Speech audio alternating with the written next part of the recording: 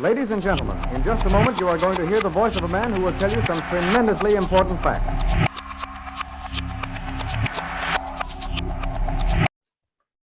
Welcome to the Reality Revolution. I have a wonderful guest for today's episode, Joe Mcquillen. Joe Mcquillen wrote two amazing books, My Search for Christopher and We're Not Done Yet, My Lesson from the Other Side. And these books share a tragic yet amazing and inspiring story from Joe of the loss of his wonderful son and his search to find out and understand the other side, and then an ongoing communication with his son. It resonated with me as being someone who's suffered similar losses in my own life and been with friends with people that have suffered. Joe carries some unique knowledge about this grief and what may be happening on the other side. Welcome to the Reality Revolution, Joe. Thanks, Brian. I appreciate you having me on.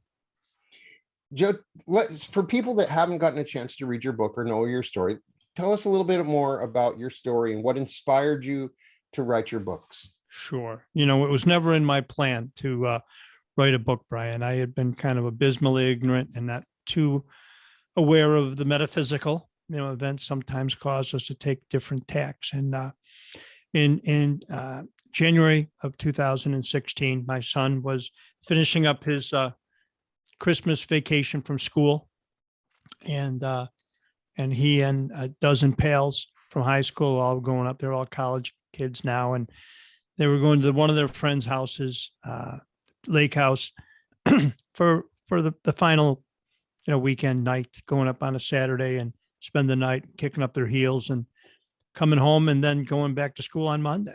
And that was the plan. And, Sally and I, my wife, Sally and I were kind of like, we liked the idea that they were going to be up in this bucolic setting in Wisconsin, and they couldn't get in any trouble. And, it seemed like a good plan, and so I was waiting for Chris to come home the next morning. It was Sunday morning, January 3rd, 2016.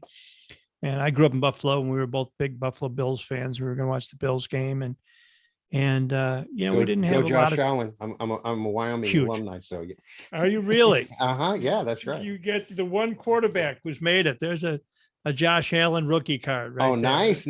All right. Huge Bills fan, huge. And Chris was a huge Bills fan. And his little brother, Will, who's 22, is a huge Bills fan as well. As a matter of fact, on Christopher's grave, on one corner is a Celtic cross and the other is the logo of the Buffalo Bills. That's awesome. That's how near and dear it was to his heart and mine. So they were up there and, kicking up their heels, and they went to a local pub, and there were a dozen, like I said, guys and gals. And the young man's parents had a pretty big, pretty beautiful lake house on Lake Beulah. Mm-hmm. And I was texting him, like, where are you, pal? What's going on? And I got a text back from the kid whose parents owned the house and said, Mr. McHugh, Chris and three friends are missing. And this was in about 11:30. So I grabbed the dog and put on a hunting jacket and jumped in the Jeep and started heading up north, about an hour and a half ride. And halfway up, I got a call from the uncle who lived down the street and said, I'm sorry to say, but it's no longer a search, but a recovery. All four boys had drowned, and it was a bit of a shock. Obviously, you kind of go into shock, and, but I'm a pretty responsible guy, and we had things to do, and I couldn't fold. So, drove up there, and I can envision it right now, just opening the door to the house and looking out and seeing crowds of people in corners crying, and look out a picture window onto the lake and you see all the emergency vehicles and the boats and the flashing lights and the divers, and it was just gut wrenching and heartbreaking. A flashback about 16 years before, on a whim, I had seen a medium, and just kind of curiosity and maybe a spiritual stuff, whatever. And the reading was kind of mundane until we got to the very end. She said, your dad's here. My dad was just a normal, wonderful fella, worked on the railroad for 40 years and raised 10 kids, and worked 12, 16 hours a day. And I coached baseball. I loved my man, oh man. And she said, and he's showing me she said, your dad's here and he's showing me a caboose and is telling you railroad. Now, this is in 2000, long before Google or Facebook or certainly Zoom, and it hit me, wow, that the rest of the meeting was a little dull, but this thing got my attention. And, didn't give me any secrets to the universe, but I put it in my mental file cabinet that, the old man was somewhere on the other side and he could reach out. So when I'm finishing this drive up to Wisconsin, it dawned on me, Brian, that if my old man was somewhere and my son crossed over, then he's with him. I mean, that's big Irish Catholic family, close, very close to this day. And I knew that they would have to be together. So it was just a matter at that point in time that I had to find out what that meant. What did the other side mean? What did the transition mean? What does spirit mean? What does soul mean? All of this was kind of ringing true as I was finishing the trip up to Wisconsin. I get up there and I had to make those dreaded calls that any parent listening to, I had to call my wife first and she had to break it to my other kids. And I had to call my sister, who was Christopher's godmother and his godfather. And you're kind of sleepwalking, going through all of that. But I knew I wasn't ready to face life without Chris. Chris and I were really close. He was beautiful like his mom, sweet, sensitive, and a little wild like his old man. I'm 36 years sober by the love of God, because I certainly didn't deserve it. And so that began. That was my quest. They got up there. They had a little too much to drink at 3:00 in the morning. 4 of them walked outside and saw a boathouse. Did what any 25-year-old kid would do, including me, or 21-year-old. 4 guys jumped in a 3-man canoe with layered clothing and untied Timberland boots, which comes up a number of times with mediums. Snoot full of alcohol in a partially frozen lake, and they paddled out, and none of them made it back. I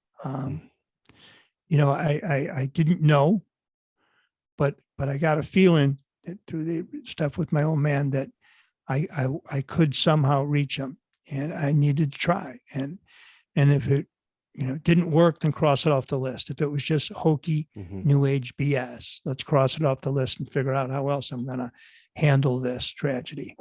And that started my path, Bri. Mm-hmm. So the first thing you probably, as you talk about, is you reached out to a medium. The same medium from 15 years Same before, one. believe it or Right. not. I've seen her in person. She was local in the Illinois area, Chicago area, and she had relocated to Surprise, Arizona. And I actually, a couple of years back, my son was working with my friend at spring training. So I went and saw her again in person, but I called her, the very next day. And she explained it's probably pretty new for a spirit who just transitioned to be able to connect. And but he did. And he explained to her. And she said to me things about the accident that nobody knew. Some things I wouldn't know till I got the police report. Talked about untied Timberland boots, that somehow something got tangled and rough housing, and the thing turned over and they were all hammered, and the cold lake and how the transition was relatively easy. That, he was a little scared when he felt his lungs filling up, and then he let go, and it was like falling over in a crowd, waking up on the other side. And so I'd been in contact with her a few times, and like any good medium, they're gonna, she's gonna put a little buffer up and say, you can't, you got to live your life. You can't do this every day. You can't do this every week. Right. So I wanted to. I wasn't done. I started doing some reading. Bob Olson's book was amazing. Started checking out what that stuff meant. That I was raised a Catholic. I went to 13 years of Catholic school. The 13th didn't work out so much. In college we parted company, and but there was a basis for understanding. There are a lot of limitations the church has about what we're talking about, but there's a basis for exactly what we're talking about. Whether you put the name of as God, Yahweh, Holy Spirit, the Great Spirit, the source. I use the source a lot, because the source of everything. And that was the power that puts everything together.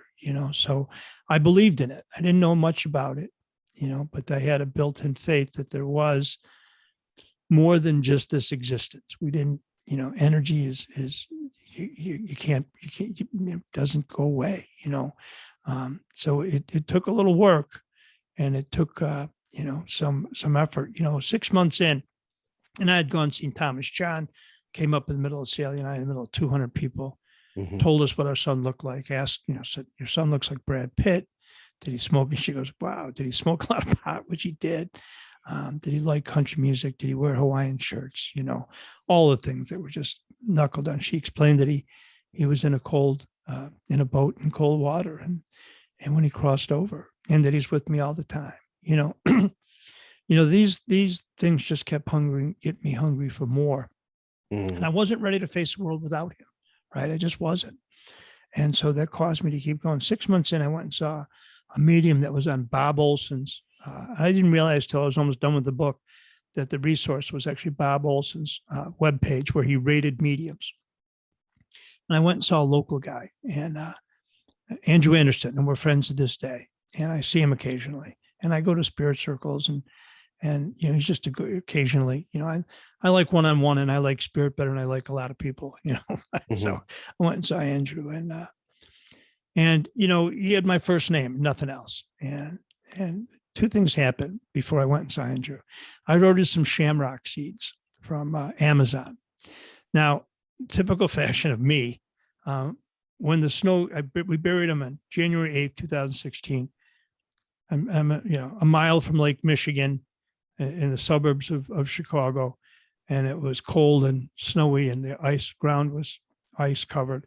Well, when the ground melted, I could see that even though we bought 3 plots, he was buried right next to another couple. And I was livid. I was not pleased. That's my kid, So after arm wrestling, whining, pleading, yelling, I wrote a check, and we moved him over 1 plot. So here it is, end of June 2016, and the ground around his, because they had reinterred him, and I'm going to occupy the spot he was in. That's mine. And I snore, so the people next to me are going to have to deal with that. But the ground was loose, and so I sprinkled these shamrock seeds. But that, by the way, still I was there yesterday and to the grave, and I'm there often, and I'll explain that. I'm not like some old man feeding pigeons in the park, right? It's not a sad thing. It's where I go to connect with my boy and have a cigar and bring my Labrador, and she's getting ready to transition and be with her beloved Chris. And so I sprinkled the shamrock seeds, and before I left the house, I took this leather bracelet that I have here on my wrist. When Chris was 5 or 6, we were in Disney World, and he bought this bracelet. It says Dad on it, and I wore it that weekend, and then I threw it in a drawer. So I put that on that morning, and then stopped at the grave and planted the shamrock seeds, and then went out and saw Andrew. And this is the moment, and hopefully people listening, watching, have their aha moment, right? And this was it. I believe the other side. I believe my dad was there. I believe my Christopher was with him. I believe I was going to be able to see him and feel him on this side, and then join him eventually. That's what I believed. After this encounter, it went from believing to knowing. I went and saw Andrew, and he went through the preliminaries. He wanted to see a picture of Chris, and he talked about his personality. And he said, your son in these pictures is, having fun and celebrating. But there was a sad side to him, and we worried about. He had some depression, and he would drink too much, and we worried about addiction, of course, and all of that was just part of raising a kid. And he acknowledged that. And he said, but your son's here, and he acknowledges. First of all, he said, your family was all together last night celebrating something to do with you and your wife. What was it? Well, it was our anniversary, and June 29th was our anniversary, and this was June 30th. So I was like, okay, that's pretty cool. And which of course we didn't celebrate, 6 months after you bury your eldest, you don't have much of an anniversary party. But he said, your son acknowledges you're wearing a bracelet he gave you. And I had it under a cuff, just like I have right now. And he said, and your son acknowledges that you were at his grave planting something recently, like really recently. What was that? And I said, shamrock seeds. And he said, your son acknowledges that, and he's laughing at your haircut. We had this unbelievable, and this was the first 15 minutes, Brian. We had this great reading. And Chris obviously likes Andrew because he comes through every time I see Andrew. And actually reached out to Andrew one time when Andrew was running on a treadmill and said, I have a poem for my dad. And he said, can you come back later, Chris? I'm running on a treadmill at a gym. He said, no, now's a good time. So Andrew called his daughter and said, will you transcribe this, this poem from the spirit? Mm-hmm. And the daughter must have been through, a number of these events before. And when he was telling me this story, Brian, he called me and said, something really strange happened. When a medium whose job is to talk to people on the other side tells you something strange happened, pull the car over, because and he told me this story about writing this poetry. But that moment when I saw him, that session, that first 15 minutes, my whole thing went from I believe in the other side to I know, and I know Christopher's there. So it really kicked my research, connecting, finding it out, kicked it into gear, and it started a whole other part of my search. It's an amazing and powerful experience. And as you talk about in the book, you reach a point where you start to hear Chris's voice, not just with the medium, but you're able to hear and understand Chris talking to you on your own. Right? That happened the first anniversary of his crossing. Mm-hmm. This room I'm in now, and I just drove back from downtown to make sure I was on time for this session with you. So I'd started coming in here. I'd wake up at 3:00 in the morning, and I'd just come in here. This was his bedroom. This is my office. Mm-hmm. And I could feel him, and I just loved the experience. And I would sit here and I'd do things that a guy with a crew cut and a bent nose doesn't do. Like I've done here. I lit sage and candles and crystals and some siesta key sand and align my chakras. Do I look like a guy that would align his chakras? But I do, man. Right. And I would feel him, and I loved that. So something would wake me up at 3 and I'd come in. And on his anniversary, January 3rd, 2017, I came in here to go through my routine and listen to a guided meditation, and loved it, and started meditating, and I started getting downloads from him. It was like, so I had a legal pad and a pen on my desk, and I just started writing notes about what exactly, verbatim what he was telling me. And he was telling me things like, Dad, you're not going to believe this friggin' place. This is amazing. He said, the colors, the greens, the purples, they're amazing.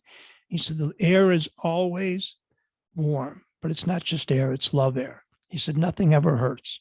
Everybody's good. You're going to love this. And I thought, holy cow. And I'm writing, and I'm not going to miss a beat.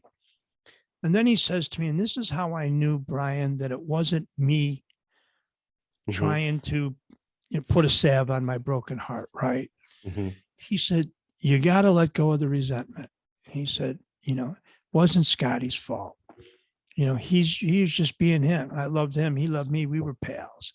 He said, but you got to let go of the resentment. And I thought, okay, Chris, for you, I'll let go of the resentment. And it was the kid whose parents owned the house. And I had to be mad at somebody, right? So I'm mad at him. And I'm Irish. I was holding a grudge. I could hold a grudge for a long time.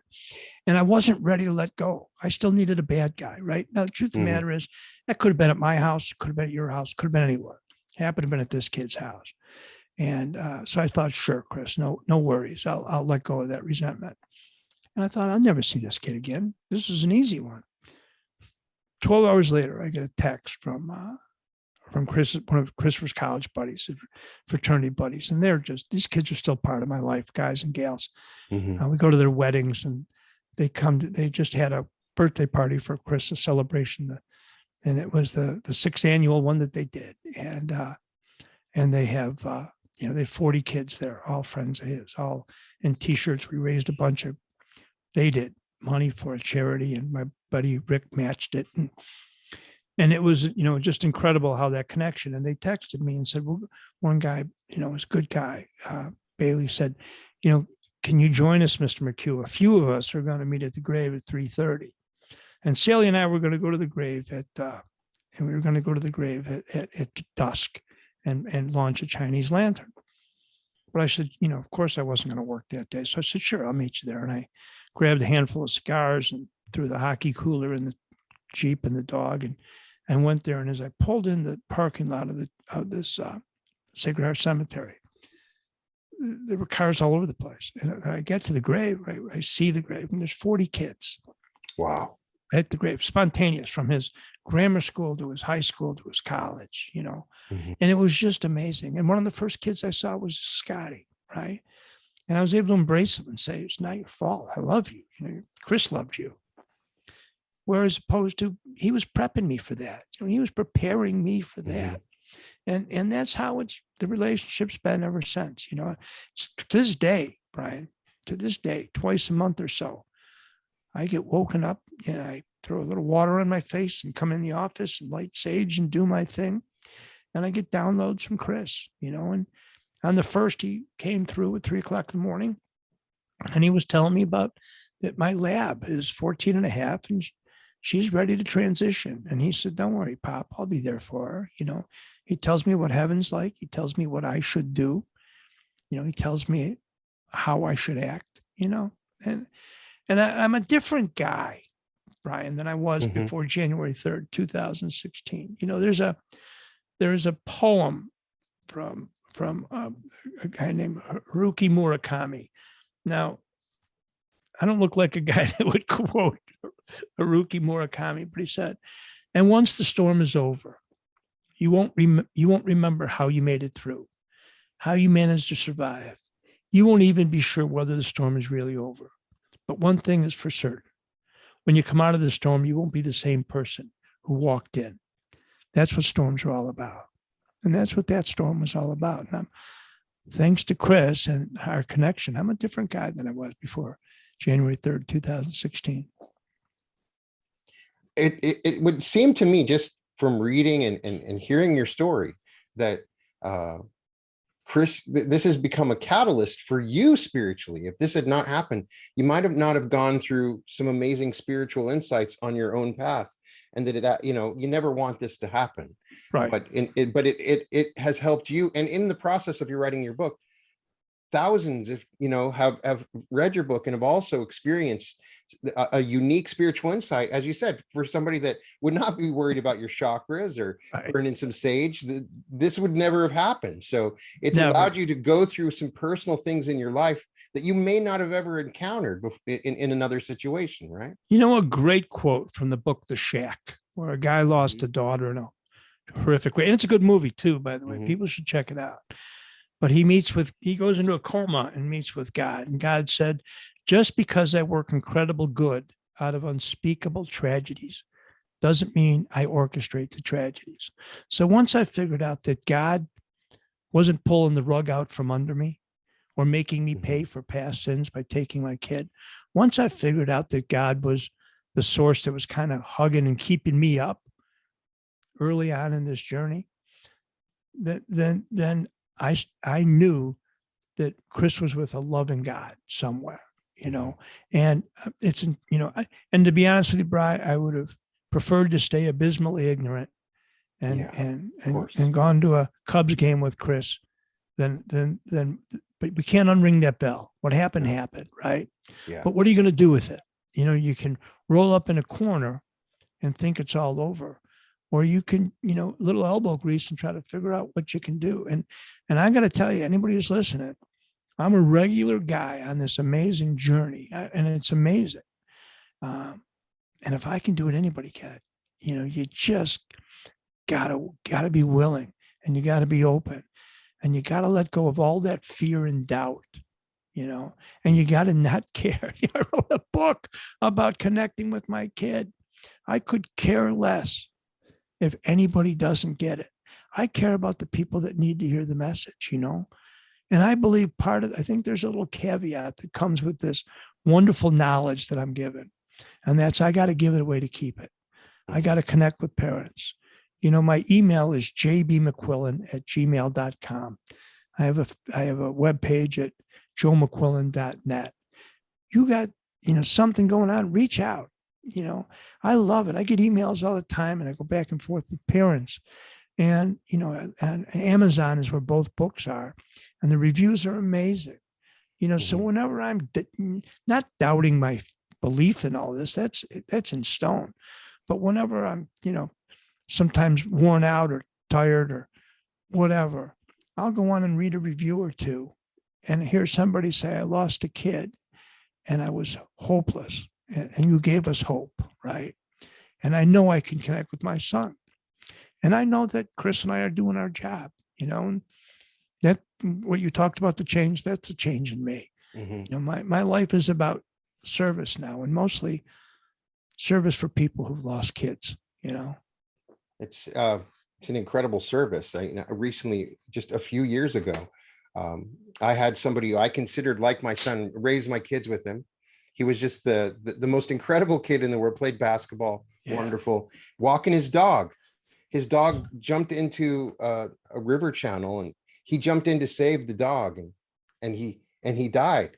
And it haunted me, and it was so devastating. And I went through a lot of the stuff that you're talking about in the book, the questions you have. Nobody can really understand. I know there are people listening and watching this right now that are going through it perhaps, or have experienced it. And it's so shocking to the heart and your relationship with God when this happens. It's there needs to be somebody like you that's there that says, okay, I've been through this. Right. And it's unfortunate that you've been through this, but to have one other person out there, because when somebody, like you say in the book, somebody says, oh, I know what you're going through.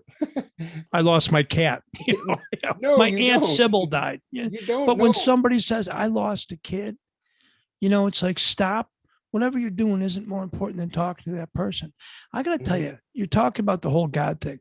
And I've always believed in God, but kind of the same way you believe about the Secretary of the Treasury or something. They're there. You just don't, your paths don't cross, right? And that's how I live my life, those first 3 nights after Christopher had transitioned, I was doing all the picking out the graves and arranging the church and readings and gravestones and reception and masses and graves and all the things that you have to do that you never envisioned doing for your kid. I would do all those. And at the end of the day, I'd get on my knees. Now I'm 36 years sober. I was a bit of a wild man in my youth. And I thank God for my family and my sobriety. But I'd say to God, we're not good, you and me. You took my kid. And then I'd go to bed. On the third day, I got a download, that said, I didn't take your son. His recklessness and free will caused him to come home early, and I welcomed him home. But remember, I lost a son too. Yeah. So I was no longer, that's why I was mad at Scotty. I had to cross God off the list. He already told me it wasn't his fault. And that he was embracing me and holding my son, and, that's not a bad thing. I know now. He's told me, he said, Dad, when your time comes, which isn't soon, he said, when your time comes, it's going to be like walking through the woods and crossing over a stream. He said, now you got to cross first, but I'll be there. I can't bring you across. Now, somebody tells you that's going to happen. And he's told me about his world versus mine. Earth School, as my friend Craig McMahon calls it. He said, your world is great. It's fun, but it's a lot of work. He said, there's pain, there's suffering. He said, think of it like football camp. You played football. You look like you played some football yourself. He said, think about football camp. He said, you're with your friends, but it's a lot of work. You're dehydrated, you're getting beat up, you're fatigued, but it's competition, fun, accomplishment, camaraderie. He said, that's your world. He said, my world's like a beach house in Maui, a beach bungalow in Maui. So I know what that's going to be like. So, one part of the gift that I have here is, I have no fear of what's going to happen next. I'm in no hurry. I have things to do. I got people like you and your audience to talk to and more books to write. But when it's time's to go, I get a tap on the shoulder and says, we're putting you in the second inning. I'm good. I'm ready. I'm in, Yeah. You talk a little bit in the books about the soul contract and Right. stuff that you had learned. Help me to understand your concept of what the soul contract means. We obviously went through a process before we were born, Right. that sort of has guided us. And explain what you've learned about that. I will. And one thing that's important is we are blessed with free will, right? So we sign a contract, and now I know Christopher signed a contract because I've been told this, that he was going to leave early. We went and saw this wonderful medium, Rebecca Rosen, and we were 300 people in a hotel, and she walked up and said, who's got a young man who died at 20 or 21 or crossed to 2021 in a small boat or a canoe and loved country music? I raised my hand, and she came over and she said, I want you to know something, that if he didn't go this year, it would have been next year. His contract was to leave early. So that explained a few things. Wow. And one thing she said to me is, she said, what's with the dog, the Japanese chin dog called Cooper? And that was the dog that they had at the fraternity house. And Christopher loved this dog. And we have a band that plays it. We have a golf outing. And we got a bunch of guys together. Pretty good. We got a band and we call it Frat Dog after that dog, And she said, and he's giving me a song called Live Like You Were Dying, which is a song that kind of centers our band, right? I mean, she was just like, bam, bam, bam. And it became clear to me why I was there that moment. It wasn't just to get the evidence. I get that a lot from evidentiary mediums. They give you evidence that it's Chris telling me that. But it wasn't just that. It was, she clarified what the soul contract meant, that we have exit points. He had been through 2 near-death experiences. He fell down a mine shaft hiking in Havasupai. It was a 100-foot mine shaft. He fell down 100 feet or 30 feet, landed on a ledge, broke his shoulder, foot, messed himself up pretty good. 6 months before that, on the way, he was working at a ranch in Arizona, and he flipped a pickup truck. Came away with a concussion and sprained wrist, maybe. He was at work the next day, But the third one, for some reason, is the charm. So the research that I've been told that the third near death usually, or always, I just hate to use that term, results in crossing over. So he had a soul contract that said he was leaving early. Didn't have to be January 3rd, 2016. Yeah. But she made it real clear that if it wasn't January 3rd, 2016, it would have been in 2017. So that's where free will plus soul contracts come together. We're not wound up like little toy soldiers, that have to do something because it's God's plan. I don't believe that at all. We're given this free will and we're supposed to make choices. Some of them bad, like jumping in a canoe, 3 o'clock in the morning, hammered, and some of them wonderful, like before he left, the year before, the Christmas before, we'd gone on a cruise and it was wonderful. And he came to me Christmas night. I had made a roast and a nice dinner for just us. And he said, Dad, I got to go. I said, what do you mean you got to go? He said, there's a guy at the frat house who couldn't make it home and he's alone. Excuse me. He said, can you put together a couple plates of dinner? So I did. Then we ran to Walgreens and got, a cologne set, it was on sale. It was the day, it was Christmas night. And he went out there. And when he left, I'm thinking, is this kid hustling me? Is there a kegger or a pretty co-ed somewhere that he's missing? At his wake, there were 2,000 people at his wake in a nasty winter in the Chicago suburbs. 2,000. They left the funeral parlor. Grace Martinson was the funeral director. They left the funeral parlor open 2 additional hours so everybody could make it through. And one of the kids came up to me and said, Mr. Mcquillen, I was the kid that Chris brought the food out that I couldn't make it home. And he saved my Christmas, Wow. And that's the kid, so I know where he's at and I know who he's with, and I live my life 2 ways now, Brian, and it's entirely different than I used to. I live my life to please my God and to make my son proud. And every decision I make on this side is based on those two tenets, so I can't go wrong. Wow, I'm speechless after hearing that story, and it's powerful. And the thing that you get from those two books, I know Chris now. I know his personality. It really comes through. He liked to party. He had fun, but he was very positive, and he's very supportive when he shares his communications with you. Just stop worrying about things. Let it go, Dad. It's no big deal. I find that uplifting and interesting, and for people that are fearing death. I recommend you read those books. You'll come away. It resonates. The thing I wanted to talk about, a lot of people, the thing that happened with Chris, and that several times in my life, it's when it's the sudden death. It's the sudden death. My mom, it took her 4 years to die. She had a terrible cancer. She got to say goodbye to everybody, Right. But when you have that sudden death, it's so hard to understand and go through.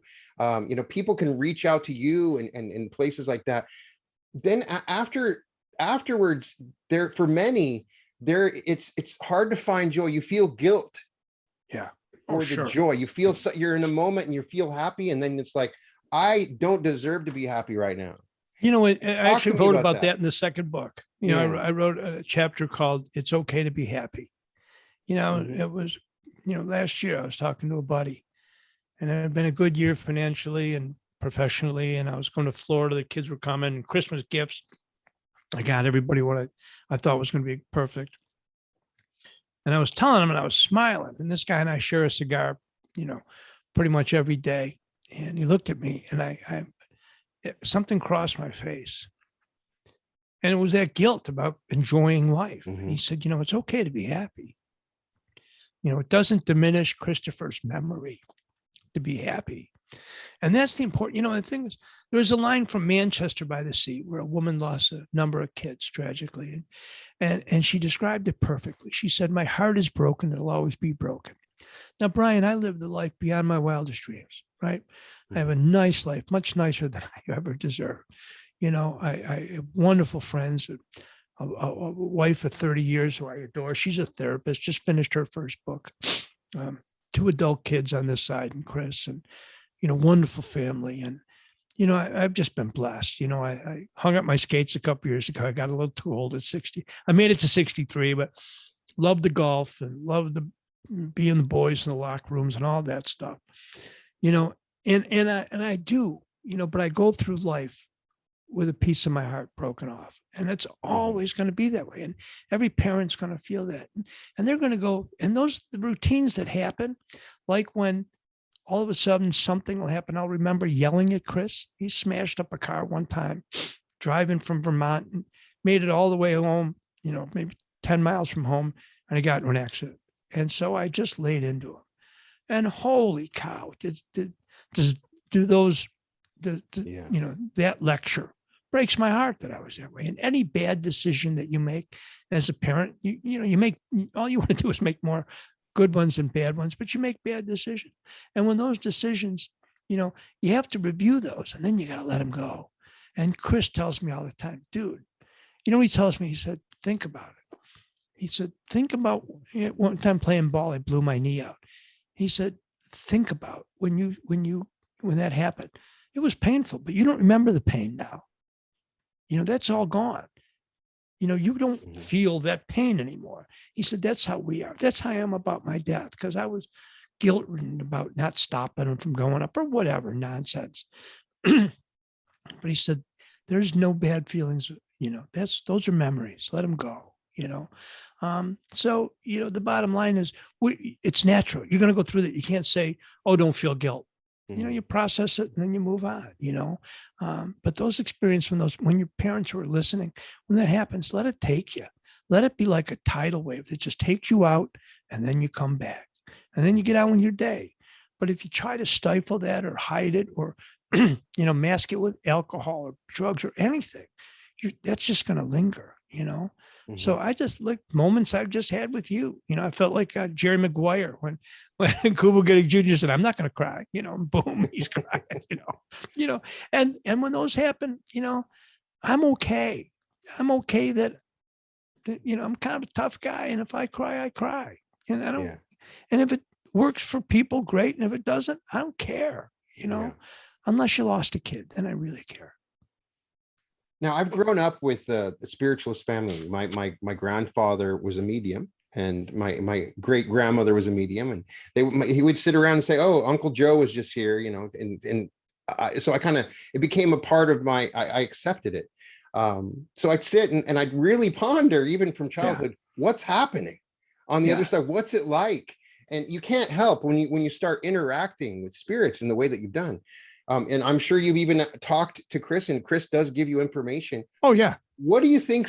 Tell me more about what some secrets, the things that are happening on the other side that might be super interesting to people listening.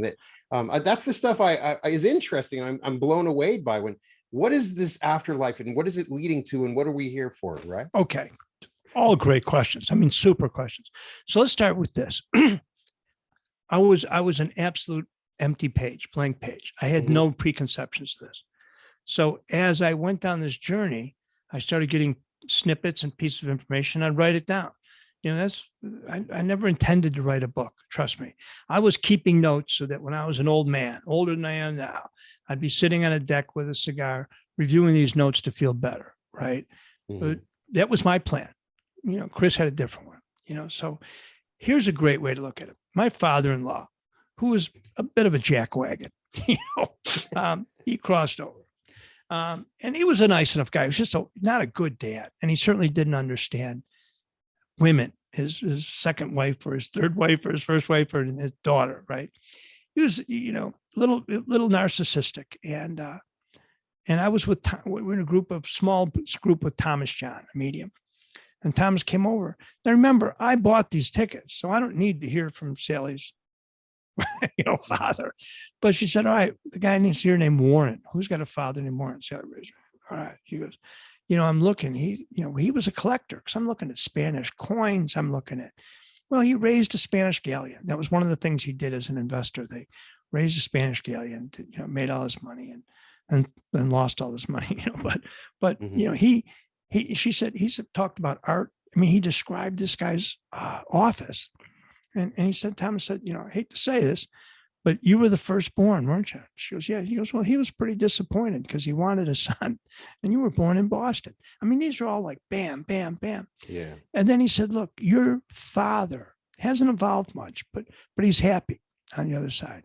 And he said, your dad must have loved to bird hunt, because I see him in a hunting jacket with a dog walking through the brush, bird hunting. That's his heaven. That's his reward. That's where he's at. Christopher, we've been told a handful of times, more than that he loves the beach. He loves the water. He loves the Tommy Bahama. He loves listening to Jimmy Buffett. That's his heaven. So what I've been told and what I've learned is that you create your heaven. What makes you happy? I'm extremely happy on a golf course. I feel Chris all over me on a golf course. I know he's with me when I'm on the golf course. So I know that I'm going to be hanging out with him, in a beach bungalow before I go play 18. So that really is. So you envision, and the same people who talk about hell, there isn't a hell unless you create one, right? You create one. If you think you're going to be punished, you kind of, where you're at is what you want, what you desire, what you love. Now, I could tell you, he said to me, when he was at this school out in Arizona, it was, an equine therapy school. And he ended up staying there as staff, as a life coach. And they've named a bunkhouse after him, and they've named the fire pit, where they built this fire pit where the kids do step and spiritual work. And they call it, they dedicate it to him. And the bunkhouse is called Mcquillen Manor. A piece of him will always be on this ranch. And I go there occasionally and talk to the kids. It's a boarding school for kids with addiction between 14 and 18. And I love talking to these kids because they're me, they're Chris, and they all start off, leaning back in their chairs with their arms crossed, and we all end up crying and hugging, and it's great, Mm-hmm. So there, you're going to find, as you evolve, he said to me, Dad, and they would go through different levels, fire, earth, air, whatever. He said, that's what it's like. He said, you don't want to do anything, you don't do anything. He said, but you can raise your level of consciousness over here. You raise levels of spirituality. He said, I'm doing pretty well. I'm the smartest guy in the room finally, He said, so think of it as the fire, water levels, right? He said, but I don't want you to worry, because it's like me calling you long distance from Arizona or California. No matter how much farther I get away, doesn't mean the communication's any less, So we'll always connect. Everybody's got a job. Christopher's job is helping young kids who transition over that are kind of freaked out. Little kids loved him. So I've been told by a number of mediums that he's like a Pied Piper with kids. That's what he does. He said he speaks French. He said he surfs. He said, Dad, you'd love it, but I think it's a little late for you. Wait till you get on my side to surf, because you'd only hurt yourself. Those are the things. He said every day is amazing. Every day is a perfect day. He said, imagine that.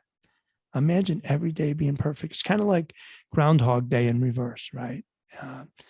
So, I know what the deal is. There's a lot of things I don't know. And he reminds me that. He'll say to me, Bri, you're not an expert, Pop. You just know what you know. Keep learning, Mm-hmm. And I do know that a couple of things that if he wants to come back, he can come back. Mm-hmm. If he doesn't, he doesn't. He doesn't have to. I think after we spend time together, he's going to come back because he wants to be a father. And he's complimented me and said, I want to be a father like you were. Mm-hmm. And I had a fear that I would meet him on the metaphysical, pass him on the superhighway. I'm dying. He's coming home. I'm going, hey, where's my kid? Oh, he just went.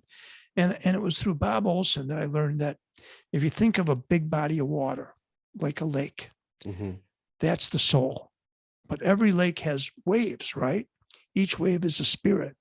So even if Chris Mcquillen, son of Joe, is one wave that'll always be there when I transition, another wave might come back in as Chris Mcquillen, the father, with a different name, the teacher, whatever, so at that moment, I lost any fear of missing him when I cross, that entity that I know of Chris will always be there when I meet him.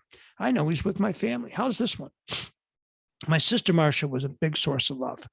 She was just a source of love. When I wasn't lovable, she loved me, and she adored Chris. That was her godmother. That was his godmother. And he would say, and before she transitioned, and we knew she was going, she died on her own terms. She had cancer. And she did everything that she could. And she said, it's not going to happen. I'm going to die my way. But she was in hospice and we were together. And she said, honey, Joey, she called me Joey. She said, you gave me the greatest gift. I read your book and I'm not afraid to die. Mm. The next year, I had seen a medium on my birthday called Jill Nicole, who was talking about Crispy in there. She said, but there's a woman there who's like a mother, aunt, sister. And he described her. And she said, to tell you, Joey, thank you for the greatest gift, So Chris told me that when Marcia was going to transition, when she was still here, he said, Pop, you don't have to worry about it. He said, I'll be there the minute she crosses. She'll never be lonely. She'll never be afraid. I promise I'll be there. And after she transitioned, Chris came through to me and said, when Marcia crossed, we were all there. Me, Billy, Jerry, Bobby, Pat, the whole family was there. He said, but then she had to go somewhere, like a spa. Mm-hmm. And when she came back, she was even younger than I remember. So what that told me was that the cancer stayed with her body on this side, but the trauma crossed with her and she had to go somewhere. What a loving way for a woman, for a place for a woman to be described as a spa. Marcia loved spas. She went, when she came back, she was free of that. Just where he was free of any learning disabilities or addictions or fear or anxiety. you go somewhere and it's not purgatory. There's a life review and you go somewhere kind of like a spiritual car wash. And then you come back and join the family. And that's heaven, man. That's the other side. So it's interesting you say that you feel he's with you when you're golfing. It's like when you're vibrating at that higher heavenly state in your world, it's easier to connect to him in his world. That's exactly it. You have to, what people got to understand, you got to raise your level of consciousness. You got to raise your energy level. That's why when people say, well, I'm not good at meditating, well, suck it up and get better if you want to connect. Right. Get off your butt and get it done. And so when I'm on beaches, I don't know why, but in the Gulf Coast in Florida, in the Gulf beaches, he's all over. I mean, man, it feels like it's just this energy just passes through me. And it's because I'm ready and he's ready, and it's a thin place. It's a great place for us. And when I'm golfing and free and happy, he's right there. Dude, I talk to him all the time. I go, hey, buddy, see if we can work this one around that tree. And it doesn't always work, but his job isn't dropping my ball on the green, but I know when he's with me. Right now, I feel a tingle in the back of my neck when he's here. And he's Tell here him I said hello. Yeah. Hey, Brian says, hey, bro. He's good. He's there. I had an interview this morning, and the woman's a medium, and she said, I see him right over on your left shoulder. She goes, he's right there. And that's exactly where he is. He's right here. Wow. So everybody needs to check out your books. My Search for Christopher on the Other Side. And we're not done yet. The Lessons from the Other Side. Yeah. Joe Mcquillen. You can find joemcquillen.com.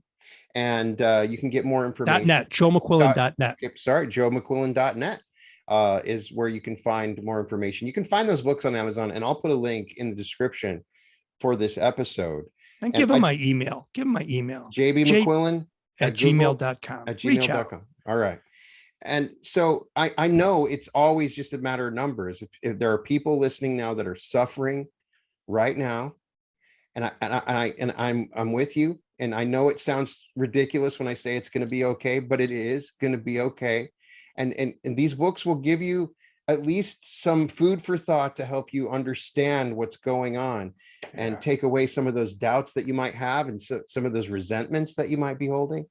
Because Joe's been through it. So thank you for the service you're doing. You could have easily just, given up and you stuck through it. So thank you so much for the service that you've been doing. And it's been a real honor to speak with you. And tell Chris I said hello. And I already did. He's good.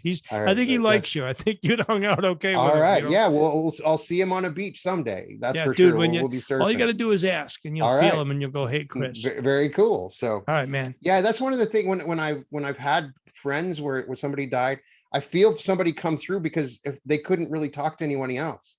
I've had this happen a couple of times. Like this person would never be talking to me because I'm unrelated. But and so, if you open your mind when these things happen and listen to those voices, I believe we can all communicate. That's just my own belief. I think you're dead. I think you're dead right. You're dead on. Yeah. And with any luck, maybe Sally's dad will come through and you can talk to him about bird hunting. Well, thank you so much. And welcome, Joe, to the Reality Revolution. Great being here. Thanks for having me.